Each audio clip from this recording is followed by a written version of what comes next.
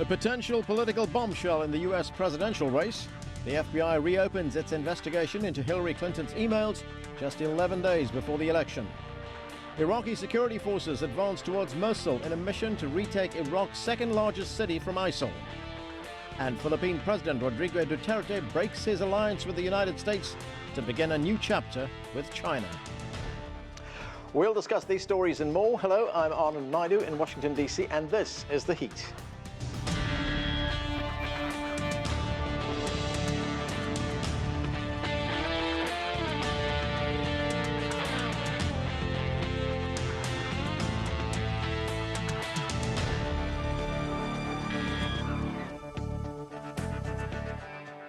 As we turn the pages on the last few days of October, we'll explore some of this month's biggest stories with a panel of distinguished journalists.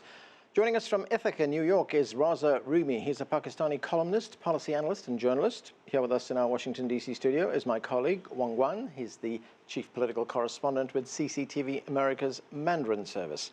From Seattle, we're joined by Magnus Halldórsson. He's a journalist and the founder and co-owner of Kjánin, a digital magazine based in Reykjavik, Iceland. Also with us in the studio is Afshin Malavi. He's a senior fellow at Johns Hopkins University Foreign Policy Institute and co-director of the Emerge 85 Lab, a new platform for voices from Latin America, Asia, and Africa. Great panel. Thanks to all of you for joining us. Afshin, let's start with this news that came out on Friday afternoon that the FBI is again looking at Hillary Clinton. Again, it's about emails. We don't know whether this is an investigation of a formal kind. There's still debate over that. But this email issue, we thought that this was an issue that had been put to rest. Here it comes again. How damaging is it going to be to her? Well, it seems like, already, Trump had lost a lot of wind in his sails over the past month because with his own scandals, with the tapes that came out that showed him speaking in a very crude manner about women. And now it seems like he's gotten some wind back in his sails. And even over the past few days before this email scandal broke, we saw the polls tightening. But I think the fact that we have this Anthony Weiner, the disgraced former congressman, and involved in this, because as you know, the case, the FBI was investigating his computer, and they found potentially some emails that were sent from Hillary Clinton's top aide, Homa Abedin, from that computer. And why not? I mean, this election has been such a circus, so why not bring Anthony Weiner into this? And 11 days before the election, the FBI director takes this unprecedented step. It is fitting in this circus-like atmosphere of this campaign. Right, Wang Guan, we've had this happening 11 days out from the election. It's pretty unprecedented. The FBI saying that they discovered emails which they call pertinent to the investigation. Could we have a situation, and we know that the election's only 11 days away, this FBI inquiry is not going to be done by then. Could we have a situation where, let's say, Hillary Clinton gets elected? She's going to be a president or president-elect who's going to be under investigation by the FBI. Well, right, and we saw that even conservative forecasts saying that Hillary Clinton had a 21% chance of winning. But this thing really, the email revelations, they really complicated the matter. And Donald Trump today really seized on it. And this afternoon in the rally in Maine, he used to say that this election is rigged and FBI was corrupt. But today, all of a sudden, he switched his tone, saying that FBI is great, has respect for FBI.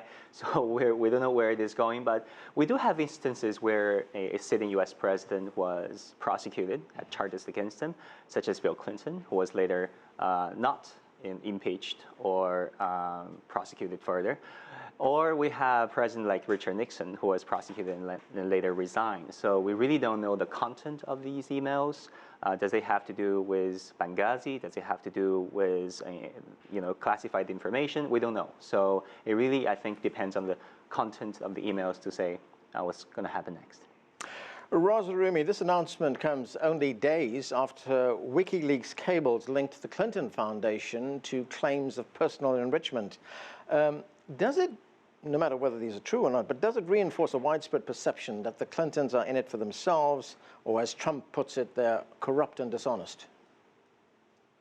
Well, I would certainly not agree with that harsh judgment by Mr. Trump. But certainly the WikiLeaks revelations and now this ongoing email saga kind of puts a question mark on Ms. Clinton's credentials.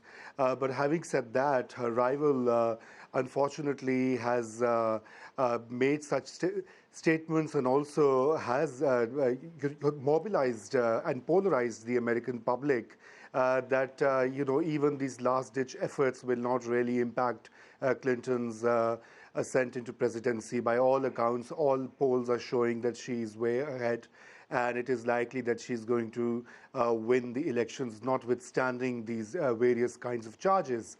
But we must also not forget that, Hillary Clinton has been under extraordinary scrutiny, and in part, I believe that it has to do with her being a woman in a primarily men's political world. Magnus, you are an online journalist. You work for an online outlet in Iceland. Do you think the world is really concerned about these emails and what Hillary Clinton has sent and received? What do your readers make of the elections in general and with this latest revelation in particular? I think the people in Europe, not just in Iceland, but in Europe, they are a little bit scared of what is going on in the United States, and this is just part of a circus and a campaign which has been a very big fight.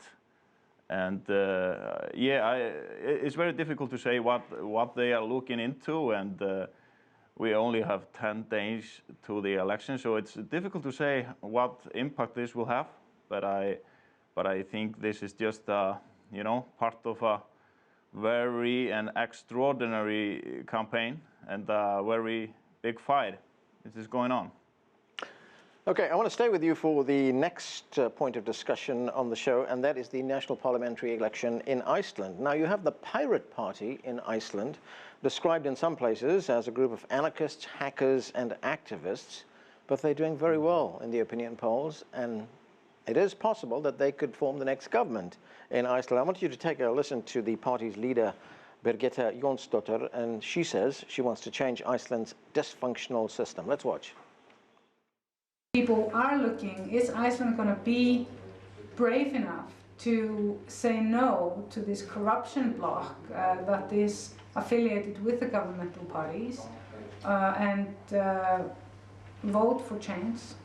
Or are they not ready yet? I hope they're ready. So Magnus, what can you tell us about this party, the Pirate Party, and why are they so popular? If we look at the elections in 2013, the Pirate Party got 3 members of the parliament out of 63. But the polls are saying now that it's very likely that they will have 10 to 15. And that make them in a key position to make a new government. And there is more likely that they will be looking to the left than to the right. But they describe themselves as a movement which is not a right one or a left one. They want to make big changes in the political system in Iceland. They have been talking about that, but it's difficult to say what will happen after the election. This is a group which has been skyrocketing in polls now for months, and I think they are in difficult position now when it comes to making a new government, because there are not every parties that are ready to work with them, and we will see what happens.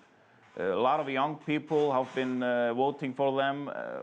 If we look at the polls, their biggest fan base is young people, and this is part of a situation which has been happening after the financial crash in Iceland in 2008. We have had big changes in every election since, and this is just a continuing process. It's difficult to say what will happen after a very interesting election day tomorrow.